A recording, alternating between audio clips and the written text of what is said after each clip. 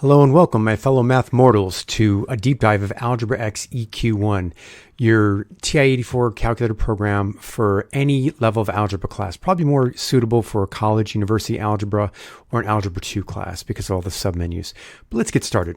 Well, first you're probably thinking, what about the name Algebra XEQ? You're like, oh, he's trying to be a smarty pants because he's Generation X, or he's putting an X in there because that's what we're trying to find in algebra.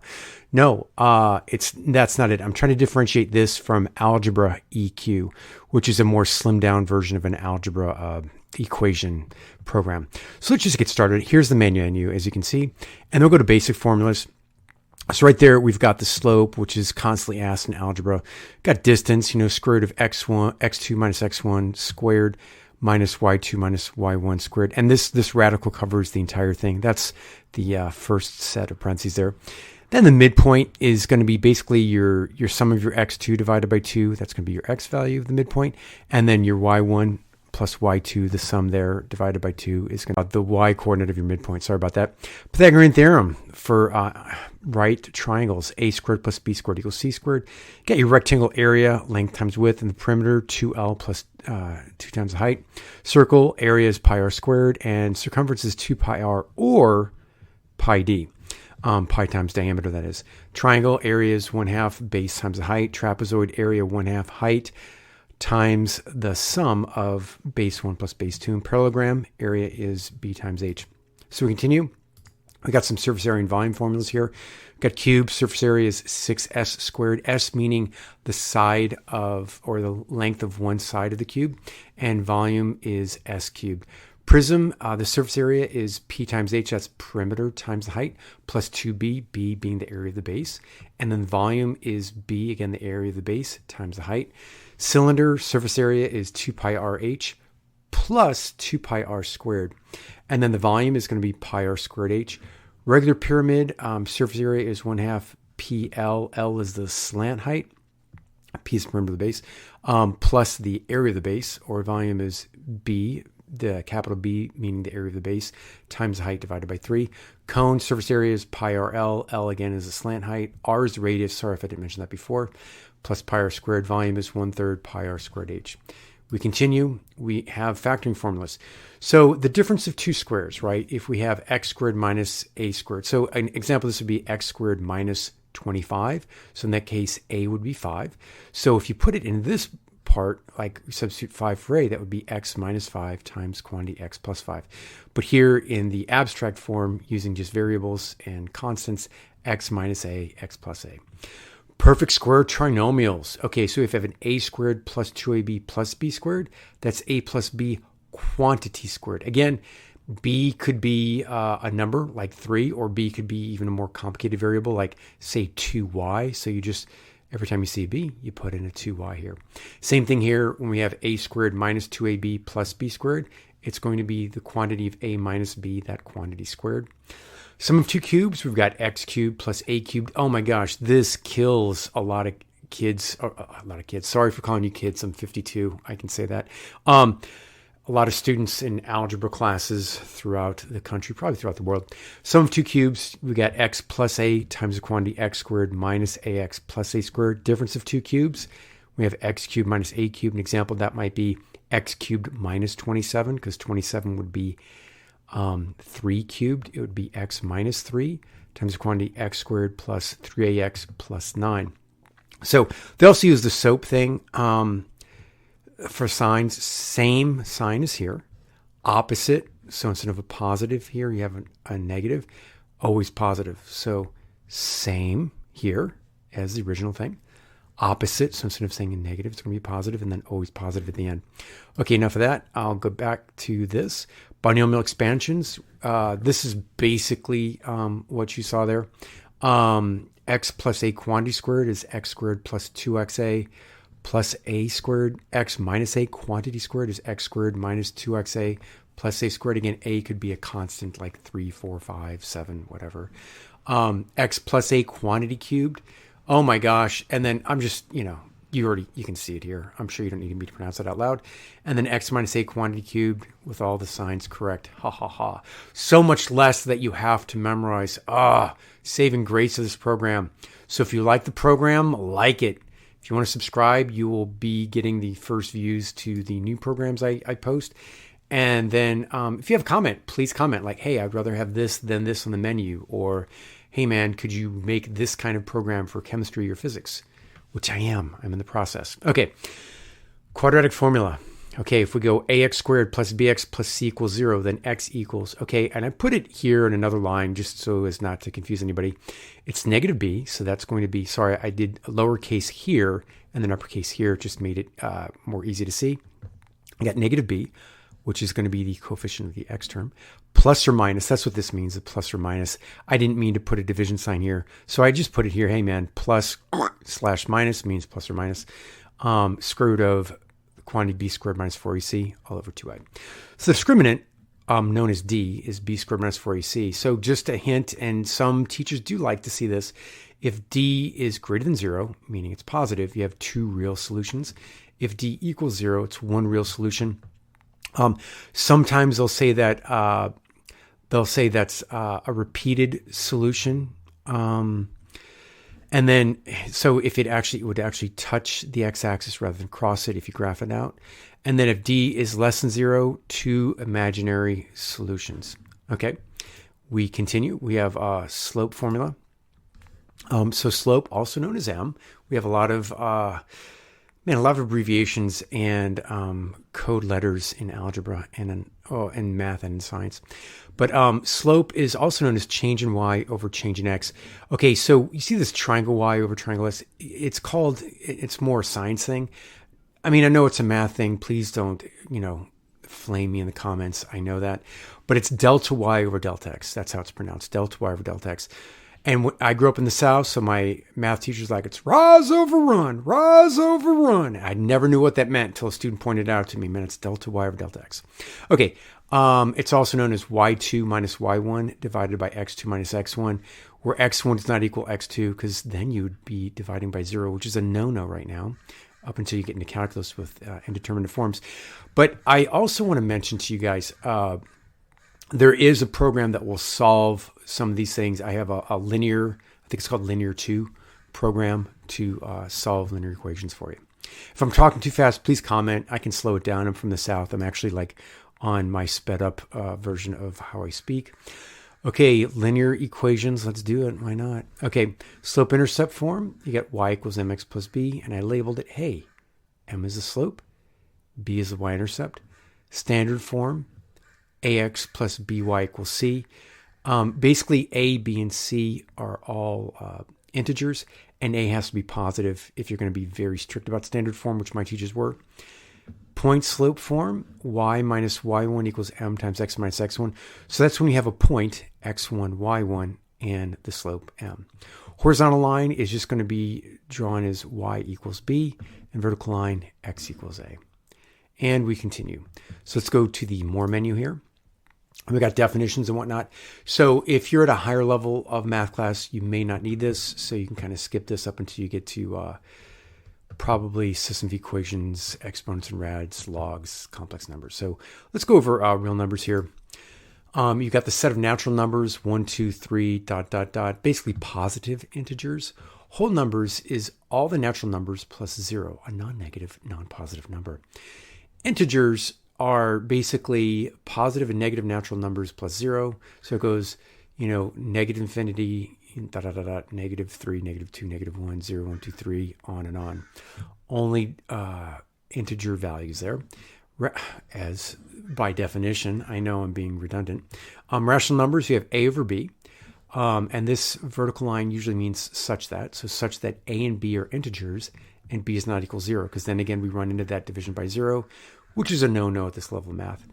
Irrational numbers, x such that x is a real number. I didn't have space to write that, and not rational. Okay, we continue. So we'll go to the more menu again. Option 2, basic rules of algebra. So we got commutative, a plus b equals b plus a, and a times b is b times a. So this is commutative property of addition, commutative property of multiplication. Just think commutative order changes, COC. Commutative order changes, COC. Associative, all we're doing is changing where the parentheses are. Associative parentheses, AP, think AP, associative parentheses. So A plus B plus C equals A plus parentheses B plus C. All you're doing is changing where the parentheses are for associative.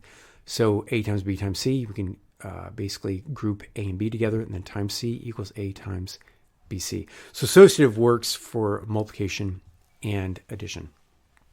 Then we got distributive when they say, hey, distribute A. If we distributed A times the quantity or of the sum of B plus C, it would be AB plus AC. And then if we did negative, so this is what also hurts students because they're like, oh, I saw the distributive property. It's this. It's like, dude, it's not always positive. It's just like life, man. Sometimes things are negative. So you got A times the quantity B minus C is AB minus AC. Then we have an identity property, identity of addition, just A plus 0 equals A. I know it's kind of obvious. You're like, man, do I have to really write this? Yes, some teachers are like, what identity are you using to prove this? So identity property of addition, and then this one's identity property of multiplication. We do A times 1 is A. So multiply anything by 1, you get the original thing. Inverse property, A plus negative A equals 0, and A times 1 over A equals 1, such that A does not equal 0, because then you're running into problems again, dividing by 0. So inverse property of addition, inverse property of multiplication. Oh man, more menu. Okay, system of equations. Let's make it easier. So system of equations. I do system of equations all the time, and I forget what this nomenclature means. I know one solution. I know how to solve it, but that means it's consistent. That means it intersects at one point. You go like whoosh, whoosh, like the lines form an X, and it intersects at one point. That's consistent. System of equations. No solutions, it's inconsistent. Usually it's two parallel lines that never meet, as long as we're using Euclidean geometry, not non-Euclidean geometry like Lobachevskian geometry. Infinite solutions are dependent and consistent, means it's the same line written twice. It's dependent, consistent. Basically, it's parallel and mapped on to one another. May you never run into that. Let's do the more menu. Option 4, absolute values. Getting all technical here. You could probably solve absolute values without knowing all this gobbledygook, but sometimes teachers want it, so I put it on. So absolute value of x equals x if x is greater than or equal to 0, basically if it's non-negative. But it's negative x, or the opposite of x, if x is less than 0. So for example, if x is less than, let's say, negative 8, then the absolute value of negative 8 is the opposite of negative 8, negative 8, which is positive 8, because the original x is less than 0. Okay, if absolute value of x equals c, then x equals c or x equals negative c. C greater than 0 here, because you can't have the absolute value of a number equal a negative. Don't want to get into it at this level of math. I know some of you guys are going to flame me in the comments, you masters and PhD students in math. Leave me alone. Okay, absolute value of x is less than c. If the absolute value of x is less than c, then negative c is less than x is less than c, for c is greater than 0. Basically, that's saying it's x is sandwiched between negative c and c. And then if the absolute value of x is greater than c, then x is less than negative c, or x is greater than c, so long as c is greater than 0. So we continue on the more menu. Oh my gosh, we've got variation. Again, when they say direct variation, it says y varies directly as x. That means y equals k times x. K is some constant of variation for that specific equation. Then if we say y varies directly as x to the r, like say is x squared, then y equals k x r, or kx squared. If y varies inversely as x, you're going to set it up as y equals k over x. You could also set it up as x equals k over y. Don't want to get into it, but just want to give you the basics here. Y varies inversely as x to the r. That means we're going to have y equals k over x to the r. If y varies jointly as x and z, y equals some constant variation k times xz. We continue the more menu. Oh my gosh. Exponents and radicals. Okay, this actually is pretty valuable and probably will be used often. If we have b to the x times b to the r, this is same base. Let's say the base is 2. Then it would be 2 to the x plus r. So we have same bases and we're multiplying the two terms. Then basically you're going to keep the same base and then add the exponents. If we have a b to the x divided by b to the r, it's going to be b to the x minus r. Then if we have b to the x raised to the r, sometimes they call it power to a power. That's b to the x times r. That's supposed to be a little x or something, but I know it looks like a bug being splattered on something, or an asterisk being smashed, but it's b to the x times r. That's what that means. Okay, ab raised to the x. Just remember, everything inside of parentheses is going to be raised to the x, so it's going to be a to the x, b to the x. If we have a over b to the x, it's going to be a, again, everything is going to be raised, so a to the x divided by b to the x. If x is even, the x root of a is the absolute value of a. This stumps people. I got it wrong on my algebra final. That's why I put that in there.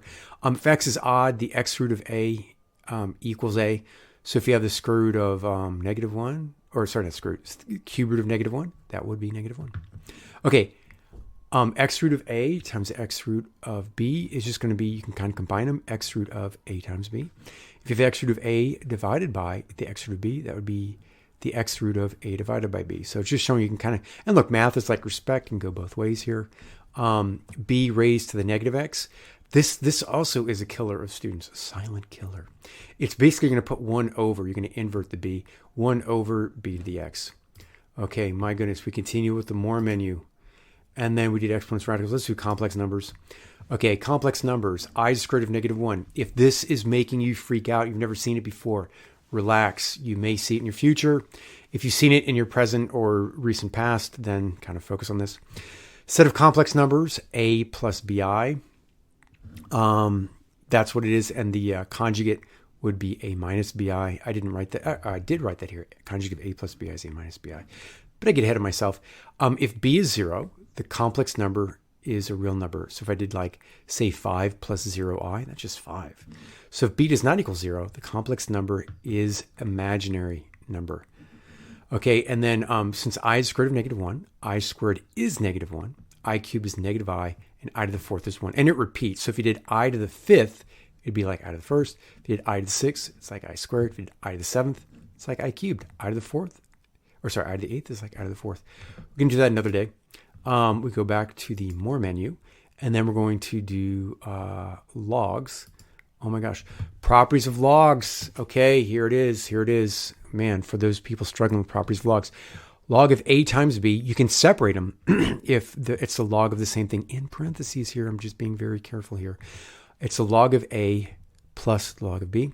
If I have log of a over b, like say log of 5 over 2, it would be the log of 5 minus log of 2. And if I have log of a to the x, oh my gosh, this is used in calc and higher all the time. We're like, oh, we're going to basically take the exponent and make it a coefficient. So it's x log a. Okay, if I have log base ta, you can separate this into change of base formula. It's like ln of a divided by ln of t. If a log of base t to the x, see how these repeated, these t's?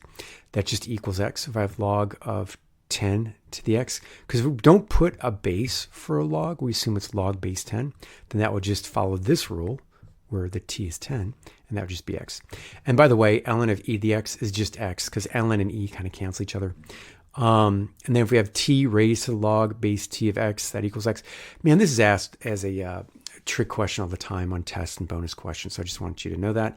If I have 10 raised to the log of x, that's also just x.